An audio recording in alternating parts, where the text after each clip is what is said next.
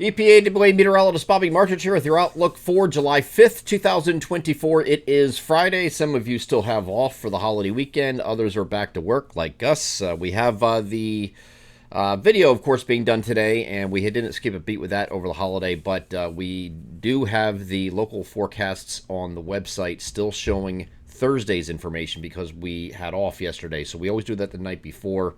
Forecasters had off yesterday, so we did not have that update on the website. So it's not a glitch. It's not something wrong with your computer. They're not updated. So we're just doing this in lieu of that. We'll get back to the weekend local forecast. The graphical forecast will be done tonight for Saturday, and everything will be back on normal schedule at that point. Okay, so today we're going to discuss thunderstorm chances over the next couple of days for those of you who do have off or you don't, or if you have anything planned that had to be postponed, maybe because fireworks were canceled last night because of rain and some storms moving through. We'll try to navigate you through that. The Friday video forecast is proudly sponsored by McCall Collective Brewing. McCall is a family-owned and operated brewery with 2 locations in the Lehigh Valley. Their original Southside Allentown location is at 102 East Susquehanna Street, and their second location, McCall Collective Tap House in Trexlertown, is located at 7743 Hamilton Boulevard. Both locations are open 7 days a week, have a full food menu, plenty of beer to choose from for both dine-in or takeout, along with local wine and cocktails. Emo Weekend is this weekend where you can enjoy a fun weekend of sing-along, games, music, food, and of course, beer. For details about that and all of their upcoming events, please visit their Facebook page or to place online orders. Visit their website, mccallcollectivebrewing.com. Proud sponsors of the Friday video forecast. So we have very hot and humid conditions. Yesterday was ridiculous with the humidity outside, and there's no improvement today. None. Mid-70 dew points, again, for the second straight day, and you can probably count on this again here on Saturday. We will have some improvement Sunday because we're going to have a cold front move through on Saturday, but I will caution, cold front does not mean cold air or cooler air coming in behind it. It's still going to be quite hot going straight into the next week. The only difference is the dew points are going to come down a little bit. So we have these mid-70s dew points today. We get to the same time here on Saturday, and we're looking at maybe lower 70s, might be a little bit lower, but it's still very oppressive humidity levels. And then when we get to Sunday, on the other side of that cold front, humidity this is still humid, folks, but it's not as terrible. We're talking about low to mid 60s now, dew point, so it'll be a little bit more bearable by the time we get to Sunday. That's the only thing this cold front is going to do. Now, as far as thunderstorm chances, there was always a focus of where the focus of the thunderstorms are going to be over the next couple of days. Okay, so we were looking at this video yesterday, and it looked like there was a big disagreement with one model saying it's going to be further north, others further south here on Friday, and we are now in agreement finally of what we're going to be dealing with here on your Friday. Okay, so it's mainly up in these areas up here.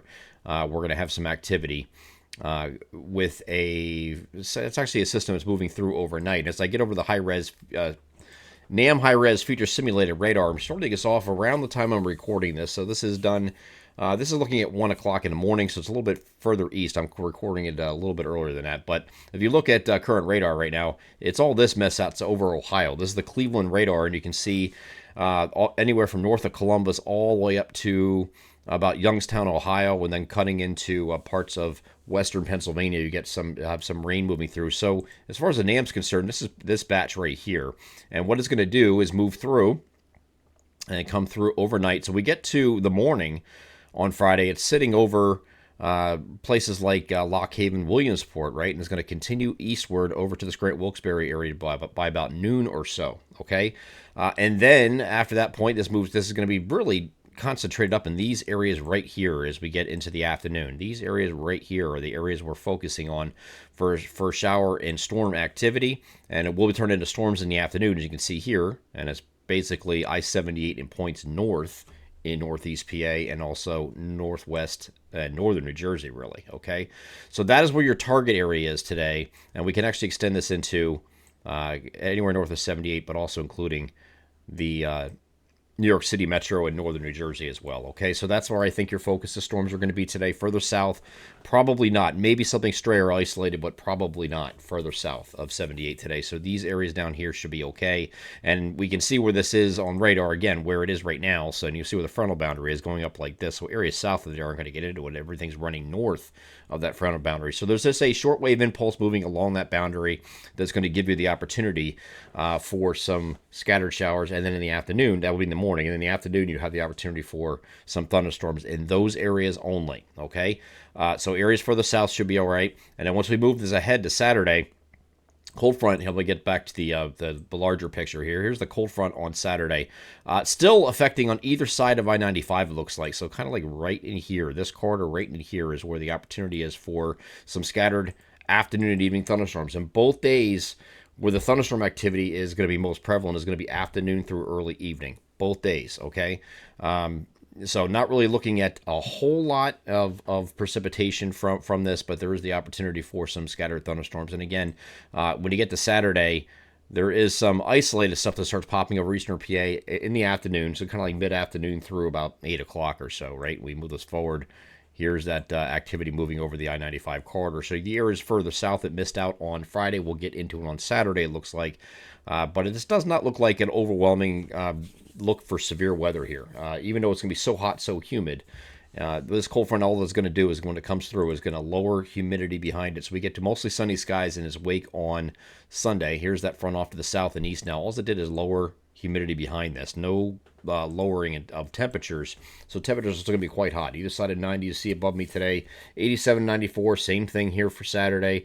Sunday's probably around the same thing there too. It's going to be hot straight through this entire period, going straight through Monday as well. Monday we might have actually add a degree or two to those high temperatures. Partly cloudy skies here on Monday. And then Tuesday we have a cold front approaching that's going to give us some scattered thunderstorms later in the day. This is the cold front that's going to break the heat finally, at least temporarily. But when I say break the heat, it's getting us back to like near average. It's not getting us back to, lower 80s or upper 70s or anything like that. We're going to be back into the mid to upper 80s, which is like normal for this time of year, because we are at the hottest point of we're really close to annual climatological maximum high temperatures, okay? And some areas have already achieved that. So it'll be like that for the next 3 weeks. So if you've seen a long range outlook that I do today, which I do every Friday, I'll have that out this morning, because again, it's a work day for me. So we're going to be doing the long range, and if it says any periods in there say slightly above average, it's always going to be relative to time of year. So slightly above average might only be like 3-4 degrees above average, right? But if your average high is 87, you're in the 90s, okay? So it doesn't take much because you're already at those maximum levels. And then this cold front here will come through on Tuesday. It might linger into early Wednesday before it finally clears. And then temperatures will start coming down again once we get past that system. So maybe an early shower on Wednesday morning, or early clouds giving way to sun, that kind of thing. But it should be going back down to the mid-upper 80s again, it looks like, for highs once we get beyond that for a couple days at least, going through probably the end of next week, maybe even the start of next weekend. I'm EPAWA meteorologist Bobby Martich. That is your outlook for, good Lord, what day is it? July 5th, 2024. Have a great Friday.